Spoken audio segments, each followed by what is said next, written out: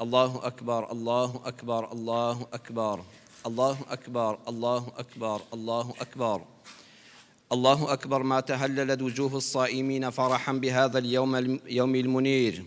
الله أكبر ما أسرعوا إلى طاعة الله وأخرجوا من فضل أموالهم فطرة على اليتيم والفقير. الله أكبر ما خرجوا لصلاة العيد رافعين أصواتهم بالتحميد والتهليل والتكبير. الله أكبر الله أكبر كبيرا، والحمد لله كثيرا، وسبحان الله بكرة وأصيلا. لا إله إلا الله والله أكبر. الله أكبر ولله الحمد. سبحان الأبدي الأبد، سبحان الفرد الصمد، سبحان الذي لم يلد ولم يولد ولم يكن له كفوا أحد. سبحان الله والحمد لله ولا إله إلا الله والله أكبر. الحمد لله رب العالمين، أحمده وأشكره. جمل العيد بالسرور وأوجب فطره وحرم فيه الصيام، وأستغفره وأشهد أن لا إله إلا الله، وأشهد أن سيدنا محمدًا رسول الله. اللهم صل وسلم على سيدنا محمد وعلى آله وأصحابه ومن تبعهم بإحسان إلى يوم الدين. أما بعد، أوصيكم عباد الله ونفسي قبلكم بتقوى الله الكريم وطاعته، فإن الله مع الذين اتقوا والذين هم محسنون. إمان دارانو خواناساني بريس لمزگەوتی ڕێگای بەهەشتەوە پیرۆزبایی لە یەک بەیەکی جەنابتان بیسەران و بینەرانی پەیجی مزگەوتی ڕێگای بەهەشت لە هەر شوێنێکی جیهاندا هەن، کورزبانانی خۆشەویست، مسڵمانان بەگشتی، جەژنی ڕەمەزانتان پیرۆز بێ. تاعەت و عیبادەتی ئەو مانگە پڕ بەرەکەتە لە هەموو لایەکمان قبوڵ کرابێ لەلایەن خوای پەروەردگارەوە بە ڕەحمەت و میهرەبانی خۆی. خۆشەویستانم، ئەوەی ئامانجمان بوو لە ڕۆژووی مانگی ڕەمەزان لە قورئان خوێندن، لە تەراویح و شەو نوێژ، لە بەخشینی زەکات و سەرفترەکان، لە زیکر و یادی خوا، تەنیا و تەنیا هەمووی بۆ بەدەستهێنانی یەکەم ڕەزامەندی خوای پەروەردگار، دووەمیان بەدەستهێنان و حەسانەوە لە بەهەشتی بەریندا. ئەوە کۆتا ئامانجی هەموو عیبادەتێکە، هەموو چاکەیەکە کە موسڵمان دەیکا نابێ غەیری ئەوەی تێکەڵاو بێ. ڕەزامەندی خوا بەدەستهێنانی بەهەشت و حەسانەوە. لە سوڕەتی ئەلعەراف ئایەتی 42 لەگەڵ ئایەتی 43دا خوای پەروەردگار دەفەرمێ: والذين آمنوا وعملوا الصالحات لا نكلف نفسا إلا وسعها أولئك أصحاب الجنة هم فيها خالدون ونزعنا ما في صدورهم من غل. لخزمت چەند وشە قورئان یەدا دەبین. ئەمە دەکەینە جەژنی ڕەمەزانی ئەم ساڵمان. والذین ئامنوا، ئەوانەی لە ناخی دڵیانەوە بڕوای تەواویان بە یەکتایی ئەڵڵا هەیە، بە پەیامی هەموو پێغەمبەران و سەروەریان حەزەتی محەممەدی مستەفا هەیە صلی الله عليه وسلم. ئەوانەی لە ناخی دڵیانەوە بڕوایان وایە دنیا هەر ئەم چەند ڕۆژە نییە و قیامەتی نەبراوە هەیە، پاداشت و سزا هەیە، لەگەڵیشیە بە کردار ئەو ئیمانە ڕەنگ دەداتەوە لە عەمەلی ساڵحدا. وعەملوا الصالحات، صالحات جەمعە، زۆر کاری چاک و جوان دەکەن. ئەوەی شەریعەتی خوا فەرمانی پێکردووە هەمووی جوانیە ئەنجامی دەدەن، ئەوەی شەریعەتی خوا نەهی لێ کردووە خۆیانی لێ دەپارێزن. خوا دەفەرمێ: لا نكلف نفسا إلا وسعها. دڵنیا بن ئەوەی خوا فەرمانی پێکردووە پێتان دەکرێ، ئەوەی خوا فەرموویەتی مەیکە زۆر بە ئاسانی دەتوانی نەیکەی و ژیانێکی زۆر ئاسوودە بەسەر بەری. ئولائیکە ئەصحاب الجەنە، هەر کەسێ ئەو دوانەی تێدا بێ، ئیمانی ناودڵ، کار و کردەوەی جوان لە ژیاندا، ئەوانە دەبنە هاوڵی بەهەشت. جا بەڕێزان دیقەتی قورئان بدەن، دەفەرمێت دوو شت دەدباتە بەهەشتەوە، دوو شت لە ئاگری دۆزەق ڕزگارت دەکا، دوو شت بەختەوەری ئەم دنیا و ئەو دنیات دەکا. یەکەمیان ئیمانە، بۆیە بە تەنها بە ئیمان ڕزگارن نابێ.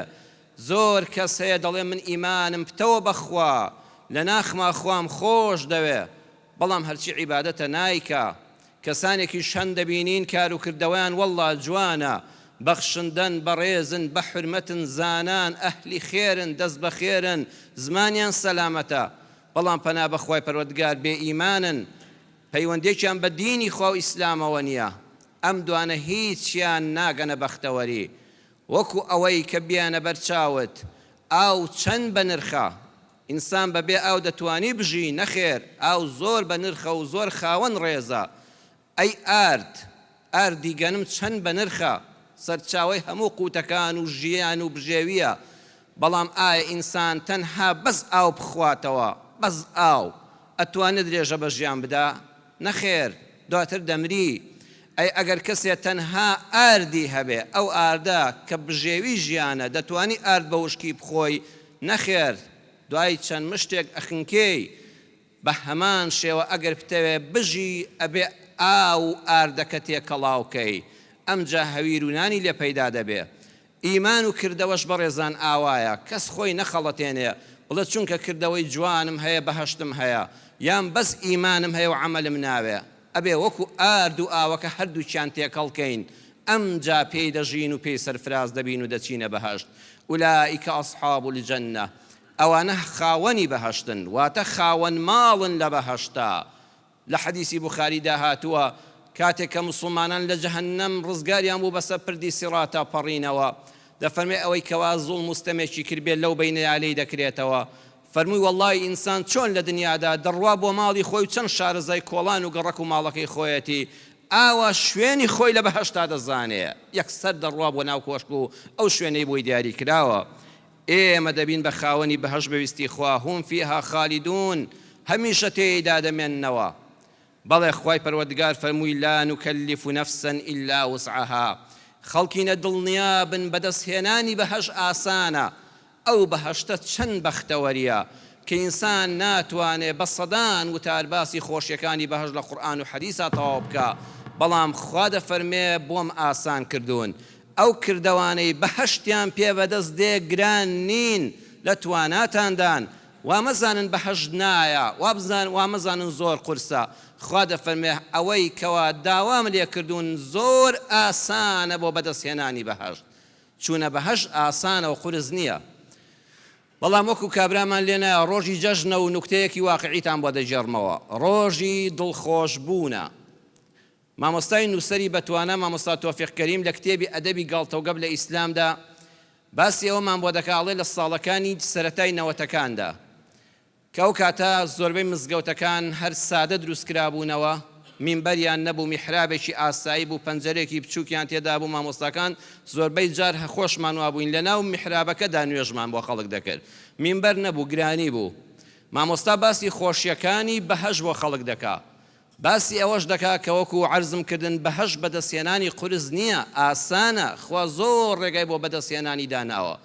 مامۆستا دەیەوێت لەوکو جمهوری جەنابتان دانیشتۆ نمونەی واقعی نیشاندا کەوا بەهەشت بەدەستهێنانی ئاسانە. ئەڵێ موسڵمانان بەدەستهێنانی بەهەشت وەکو کردنەوەی ئەو پەنجەرەیە وایە، ئەو کاتە پەنجەرەکان ئاسن بوون، دەستکێکی زەردیان هەبوو، ئاوا ئەم ئەلەمینیۆ و پلاستیک و شتانە پەیدا نەبوو بوو. مامۆستا ئاوا دەکا پەنجەرەکە بکاتەوە، پەنجەرە ناکرێتەوە، چەندی ڕایەکیشە بەخوا پەنجەرە ناکرێتەوە. مامۆستا بێئاگایە لەوەی ڕۆژی پێشتر کابرایەک چوە دوو دڵۆب لە حیمی لەو دیەوە لێداوە بۆی کەس پەنجەرەکە نەکاتەوە، هەرچی دیدەیە پەنجەرە ڕاکێشە دەڵێ دەقەی ناکات، جارجار ئاوا قورسیش دەبێ. بەڵام بەهەشتی خوای پەروەردگار ئاسانە، لەسەر خۆمانی لەحیم نەکەین، نەیەڵن خەڵک لەسەرتان لەحیم کە. ئەو کەسێک کەوا بانگت دەکات بۆ بێدینی و هەز ڕەفتارێکی خراپ دەوێت پەنجەرەکەی مامۆستا لەسەر داخە، ئەینا کردنەوەی ئاسانە. خوای پەروەردگار ئەو بەهەشتەی بۆ ئاسان کردوین. جا خوای پەروەردگار لە ئاەتەکە دەفەرمێ من تەمامی نەعیمهم فی الجەنە، لە خۆشترین شتەکانی بەهەشت کە سەرچاوەی هەموو خۆشیەکانە خوا دەفەرمێ وەنەزەعنا ما فی صدورهم من غیل، سینەمان پاک کردوونەوە لە حقد و کینە و ڕق. ئینسان کاتێ دەچێتە بەهەشتەوە سەیری وشەی قورئان کە نەزع واتە هەڵکەندن، وەکو ئەوەی ئێمە لەم دنیادا کۆمەڵێک شت لەسەر ناو دڵ و سینەماندا قەتماغەی بەستووە وەکو چیمەنتۆ قایم بووە ناچیتە بەهەشتەوە حتا ئەوەت بۆلانە بن کاتێک کە لایان بەر فی صدورهم سینەتانی گرتووە من غل لە ڕق لە حەسوودی لە خۆپەرستی لەوەی تەنها خۆتت دەبێ ئەمە لاچێ جا کە چوویتە ئەو دیوە و ئەمەی تیانەما هەموو خۆشیەکانی بەهەشت دەست پێ دەکەن بۆیە لە بەهەشتا پیری نییە لە بەهەشتا نەخۆشکەوتن نییە جەستەن نەخۆش نابێ لە بەهەشتا بۆ یەک چرکە و کەمتریش دڵتەنگی ڕوتێناکە قەت دڵتەنگ نابێ خەم و خەفەت کۆتایی پێهات لە بەهەشتا خۆشیەکەی ئەوەیە دوژمنایەتی نییە دووبەرەکی و کێشە و عاجزی لە بینی هیچ کەسێکا ڕوونادا کەس حەسوودی بە کەس نابە بۆ چونکە سەرچاوەی هەموو ئەم خراپانە کە غیل لە نەماوە هەموو ئەوانە لە دنیادا کە ڕوو دەدەن ئێرەمان خاوێن نییە کە سینە خاوێن نەبوو پڕڵەقی نەبوو ئینسان بە دڵنیاییەوە خوا دەفەرمێت دیقەت بدەن هەموو نەهامەتێکی پێوەیە ئینسان ئەگە سینەی پڕ بوو لە کینا هەر زۆر زوو پیر دەبێ هەر بە گەنجی بە پیری دەردەکەوێت بەردەوام نەخۆشە زۆربەی نەخۆشە جەستەییەکان سەرچاوەکەی ئازاری جەستەیی نییە ئێرەیە دەیداتە هەموو لاشت تووشی نەخۆشی دەرونی دەبی تووشی دڵتەنگی و غەم و مەراغ دەبی ئینسان بەردەوام تووشی کێشە و دوژمنایەتی دەبێ هەموو دوژمنایەتێکی قوڵ سەرەتا بچووک بووە بەڵام ئەوەندە ناخیان لە یەکتری پڕ کردو ئەو هەموو ساڵە بەسەریەکە هاتووە ناخیان پانە کردوتەوە لە جەژنێکا گردنی یەکتریان بەدڵ ئازان نەکردووە کتوپڕێک کە بەیە کاتەقینەوە دوژمنایەتی چپەنا بەخوا درێژی لێ دەکەوێتەوە هەموو ئەو کێشە و نزاعانەی کە هەمانن لەگەڵ بەرامبەرەکانمان بەخوا بە ئاسانی حەل دەکرێن بەڵام سەرچاوی ئێرە خاوێن نەبووتەوە خوا دەفەرمێ خۆشی بەهەشت ئەوەیە کە سینەتان خاوێن دەبێتەوە لە کینە بۆیە بەڕێزان با لە جەژندا هەر وەکو ماڵەکانمان گەسک دەدەین هەر وەکو هەموو خاتوونەکان و بە هاوکاری پیا و منداڵەکانیان ماڵەکانمان خاوێن دەکەینەوە ئەگەر ناوبەناو ماڵەکەت گەسک نەدەی ئەگەر تەپوتۆزی لێ نەکەیتەوە وەڵڵی حەشەرات و جڵ و جانەوەر دەتخوا هەر لەو ماڵەدا ناتوانی بژی ساڵێک ماڵەکەت بەجێ بێڵە کە چوویتەوە بە کەڵکی ژیان نەماوە ئەو خان و جوان و پوختەی جارانە بەڵام خاوێن نەکراوەتەوە بۆیە هەمومان لە جەژندا ماڵەکانمان وەکو دیکۆرات خاوێن دەکەینەوە دەی با هەوڵ بدەین دڵ و ناخیشمان گەسک بدەین با پاشی بکەینەوە لە ڕقوقین گردنی خەڵکی ئازاد بکە خۆت ئاسوودە بکە بە دڵنیاییەوە بۆ مرۆڤی دڵخاوێن هەموو ڕۆژێ جەژنە ئەو کەسانەی دڵیان پاکە بێگەردە ئەو کەسانەی بغز و کین لە دڵیان ناگرن هەموو ڕۆژێکیان جەژنە هەموو ڕۆژ و کاتێکیان خۆشی و شادیە بەڵام پەنا بەخوای پەروەردگار ئیمانداران ئەو کەسەش کە دڵی پڕلەقین بێ هەر کەسێ ناخو دەرونی بەرامبەر کەسی تر پاک نەبێ ئەو دڵی پڕ بێ لە حەسوودی لە ڕق لە خۆپەرستی خێری کەسی تری نەوێ هیوای شەڕ بۆ خەڵکی بخوازێ ئەوە لە دنیادا ژیانی دۆزەخە ڕەنگی زەردە ڕووی تاڵە جەژنیش بۆ ئەو هیچ خۆشیەکی تێدا نییە با ماڵەکەت ڕازاوە بێ با ئەڵڵاهو ئەکبەری جەژن ببیستی بەخوا ئێرەی خۆت لەم ڕۆژەدا خاوێن نەکردبێتەوە لەم جەژنەشا خۆشحاڵ نابی چونکە خۆشی و شادی ڕاستەقینە ئەوەیە کە پێش جەستەت ناخت مرتاح بێ ئاسوودە بێ پڕ لە ئەڤین بێ ڕوحی هاوکاریت هەبێ دڵ و زمانت هۆنیا بێ با دڵ و دەروونەکانمان پاککەینەوە بۆ ئەوەی هەموو ساتەکانمان جەژن بێ غاندی دەڵێ کەسێ خراپەی بەرامبەر کردی هەرگیز بیر لە تۆڵەکردن مەکەوە ڕاستە حەزەری بەرامبەر وەرگرە ڕاستە ئەو کەسەی خراپەی کردووە بەرامبەرت و لە ژیانە عەزیەتی داوی مافی ئەوەت هەیە جارێشکە متمانەی پێ مەکە جارێککە خۆتی لێ پارێزە لە تێکەڵاوبوونێکی زۆر بەڵام قەت ناخی خۆتی پێوە مەسووتێنە بیر بکەیتەوە چۆن ڕۆژە تۆش بیخەیتە چاڵەوە تۆڵەی لێ بکەیتەوە چونکە پێش ئەوەی تۆڵە لەو بکەیتەوە هەموو ژیانی خۆت دەسووتێنی بۆیە ژیانی خۆت بە قوربانی تۆڵەکردنەوە لە خەڵک مەکە تەنها لە کەسە خراپەکان حەزەر وەرگرە بەڵام لە یادیان کە بەڵام هێشتا مەرحەبایی سەرجادەیان بکە بەڵام هێشتا کە مەرحەبایی کردی بەزەر دەخەنەوە جوابی بدەوە ڕۆژێکە هەلت بۆ هەڵکەوت تۆ مەرد بە تۆ خراپە بە خراپە وەڵام مەدەوە دەی با لەم ڕۆژەدا بەڕێزان دڵ و دەروونمان خاوێن بکەینەوە یەکەم لەگەڵ دایک و باوکماندا ئەو کەسانێک کەوا هەز دەکەن دایک و باوکتان خوا نەخواستە غەدرێکیان کردووە بەرامبەرتان زۆر ڕۆڵە دەبینین جار هەیە گلەیی هەیە ئەمڕۆ تۆ بڕۆ لەبەر خوا دەستیان ماچکە و سینەت پاکەوە. دووەمیان دایک و باوکەکان بەرامبەر بە کچ و کوڕەکانیان ئێشتاش لە ناوماندا هەیە لەم جەژنەدا کە بەداخەوە مەرحەبایی کچەکەی ناکە، مەرحەبایی کوڕەکەی ناکە لەسەر ڕووداوێک کە بە دڵی ئەو نەبووە. بەڵام خۆشەویستم با جەژنەکەت بەدڵەوە بنووسێ، با ئیسراحەت بێ، با ئەو ڕۆڵەیەشت ئیسراحەت بێ، بە قسەی برای خۆت بکە هەر لە ئێستا کە ڕۆیشتیەوە یان گوێل لە دەنگمە بڕۆ سەری کچەکەت ماچکە، بڕۆ سەری کوڕەکەت ماچکە، بڵێ ڕۆڵە گیان ئێمە هەر دایک و باوک و ئەولادین هەرگیز لە یەک نابین، وەرە با بە هەردووکمان هەڵەکان چارەسەرکەین، لەوە ئەچێ هەڵەش نەبێ و ئێمە بە هەڵە تێگەیشت بین.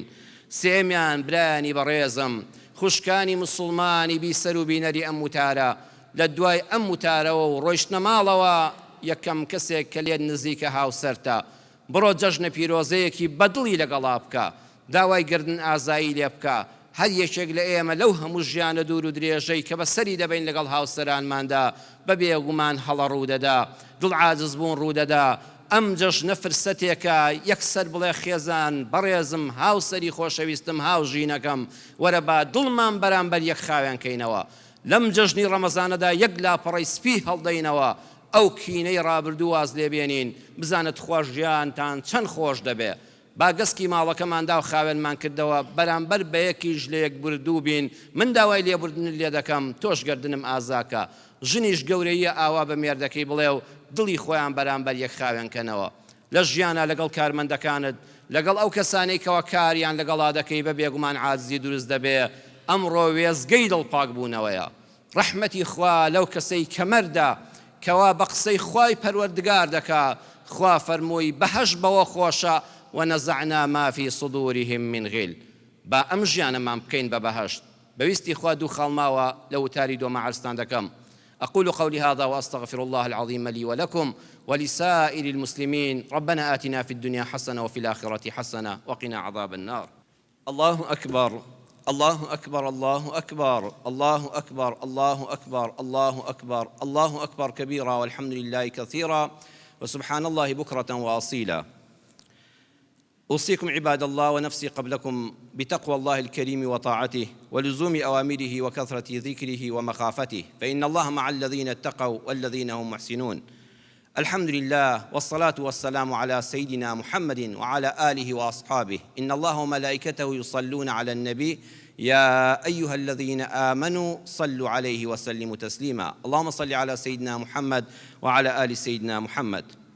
خۆشەویستانم بەهۆی وەزعی کۆڕۆناوە بەپێی ڕێنمایە تەندروستیەکان پێویستە ئێمە حەزەر بکەین لەم نەخۆشیە. دەستان خۆش بێ الحەمدولله لە مزگەوتی ڕێگەی بەهەشتەوە بە هیمەتی جەنابتان و پاش فەزلی خوای پەروەردگار الحەمدولله تا توانیمان ڕێنمایە تەندروستیەکانمان جێبەجێ کردووە.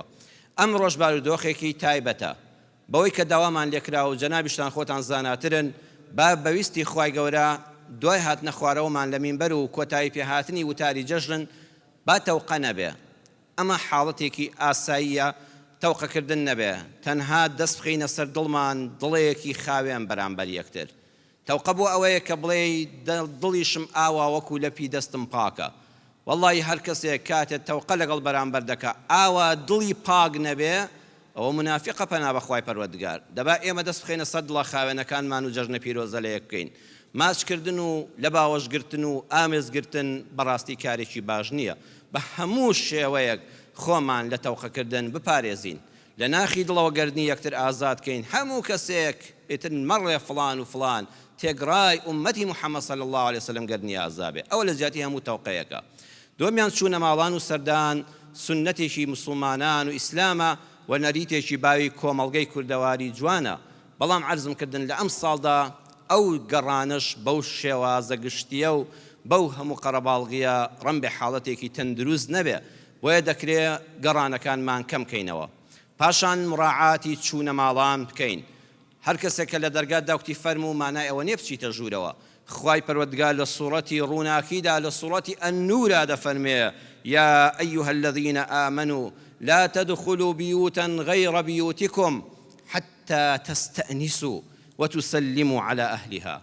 ئەی کۆمەڵی ئیمانداران، خوا لەگەڵ ئیماندارانیەتی لەگەڵ ئێمەیەتی مەچنە هیچ ماڵێکەوە جگە لە ماڵی خۆت، یعنی غەیری ماڵەکەی خۆت هەمووی ماڵی خەڵکە، با زۆر خۆشەویستت بێ، با زۆر تێکەڵاوی بی حتا تەستەئنیسوا.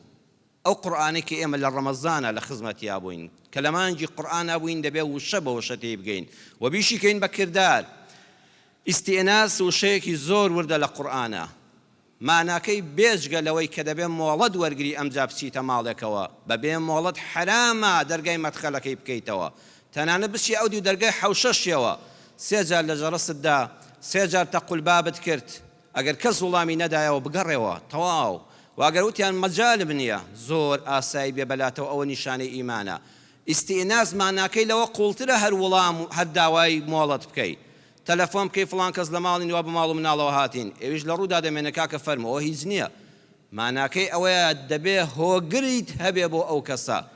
واتە یەکەمیان پێش ئەوەی لە دەرگادەی، پێش ئەوەی تەلەفۆن بکەیەوە فڵان کەس دێم، خۆت پرس بە خۆت بکەی. بەڕێزان ئەمە بابەتێکی ئیمانی زۆر گرنگە، ڕەزەحمەتە ئەوە بەو شێوە بۆتان ڕوون کرابێتەوە، یان خۆم بەو شێوەیە لە قورئانە لێ حاڵی بوو بم پێشتر. یعنی کاتێ پێش ئەوەی بچی بۆ ماڵێک ئەبێت لە دەرگان نەداوە پرس بە دڵی خۆت بکەی، ئایا ئەم کاتە گونجاوە؟ ئایا ئەم کاتە گونجاوە بۆ سەردانیکردن؟ لە خۆت بپرسە تۆ ئەگەر کەسێ لەو کاتەیە بێ مرتاح دەبی، ئەبێ کاتەکە دیاریکراوە بێ، کاتێکی گونجاو بێ بۆ سەردانیکردن. دووەمیان لە خۆت بپرسە ئایا ئەو ماڵەی کە بۆی دەچم بە ئەندازەی من ئەوانش خۆشحاڵم بەو میوانداریە؟ ئایا ئەوانش زۆر خۆشحاڵن؟ ئایا هۆگرم دەبن؟ بۆیە ئیستئناس یعنی ماڵی سەردانکراو بەبوونی سەردانکەر و بەبوونی سەردانکەر دووچاری ناڕەحەتی و سەغڵەتی نەبن. کەسی سەردانکەر ئێسق قورس و ڕەزاگران نەبێ لەلایەن، بۆیان مایەی ئولفەت و خۆشحاڵی بێ. چوویتە ماڵێکەوە ئەو وەختە سەردانەکە شەرعیە، وەڵڵی کە ڕۆیشتی بۆت خەمبار بن، بڵێ خۆزگە نەڕۆیشتایە، ئەوەندە هۆگرت بن وابزان شتێکیان لەدەستداوە کە میوانەکە ڕۆی. ئەینا وا نەبێ ئەگەر بەڕاستی چووی بووی بەسەر ئێشا، عەزیەتدانیان، تووڕەبوونیان، سەغڵەتکردنیان، ژنی ماڵەکە پێخۆش نەبوو، پیاوی ماڵەکە پێخۆش نەبوو، کڕوکچەکانیان مرتاح نەبوون، مەچۆ ئیستئناس دووەر نەگرتووە. ئەوە تۆ پێش ئەوەی لە دەرگادەی ئەبێت لە ناخەوە دڵنیابی کە ئەو میوانداریە بۆ هەردوو لاتان خێر و بەرەکەتە. جامڕۆ کابرا بچی وەڵا تۆزە بە قووەت بپشمی بڵێ ئەه بەخوا کۆڕۆناکەی هێنا، من ڕە خەڵکانم بیستۆ بە دڵنیاییەوە بە ڕێزانەوەی عەرزتان دەکەم واقعە. کابرا زۆر بە پیسی نەخۆشکەوتون، کە لێی بپرسی دەڵێ وەڵڵاهی لە ماڵی خۆمانە خۆمان پاراست بوو، لە پارەوە لەو کۆڕۆنایە خۆمان پاراست بوو، کاکە بێ قەزا بێ ماڵی فڵان کەس لە فڵان شوێنەوە هاتن، وەڵڵا بە دیاری ئەو نەخۆشیان بۆ هێناین و ماڵ و مناڵیان هەڵتەکاندین. ئیتر بەڕاستی ئەو پڕی بێزاری خۆی دەردەبڕێ، لەوە ئەچێ ماڵی فڵان کەس نەخۆش نەبوو بن، ئەو لە شوێنێک کە توش بوو بێ. بۆیە بەڕێزان بۆ ئەوەی هەم خۆت سەلامەت بی، هەم بەیانی کابرایەک بە پشمەیەکی تۆ وا نەزانێ کۆڕۆناتەوە نەخۆشیت بۆ گواستۆتەوە لە ماڵی خۆتا دانیشە، مۆبایلەکەت دەرێنە بە نامەیەکیش بێ زۆر جوانە ئازیزانت بەسەر بکەوە. عزریان بۆ بێنەوە کە بارودۆخەکە ئاوایە ئەینا پێم خۆش بوو لە نزیکەوە بە خزمەتتان بگەم، ئیشەڵڵا هەموو لایەک سەلامەت دەبن و جەژنتان پیرۆز بێ. بۆ ئینسانی ژیر و عاقڵیش ئەو دوو کەلیمەیە کافیە و ئەوەی دڵی خاوێن بێ بە هەموو شتێکە. یا ڕەبی خوای ڕەحم بە هەموو لایەکمان بکەی، هەمیشە لە جەژن و خۆشیدا بین. یا ڕەبی خوای ئەم کوردستانەمان پارێزراوکەی ئاوا پڕ لە ئەمن و ئەمان بێ. یا ڕەبی خوای ئەم موسڵمانانە لەم بەرەبەیانەدا هاتوونە ماڵەکەی تۆ، یا ڕەبی خوایە ماڵی یەک بە یەکمان ئاوا ئاوەدانکەی. یا ڕەبی خوا لە بەهەشتا لەسەر حەوزی کەوسەری پێغەمبەر صلی الله عليه وسلم ئاوا کۆمان کەیتەوە یا ئەرحەم الراحمین. تقبل الله منا ومنكم صالح الأعمال. هل لجژن دابن، هل لخوشي دابن. والسلام عليكم ورحمة الله وبركاته.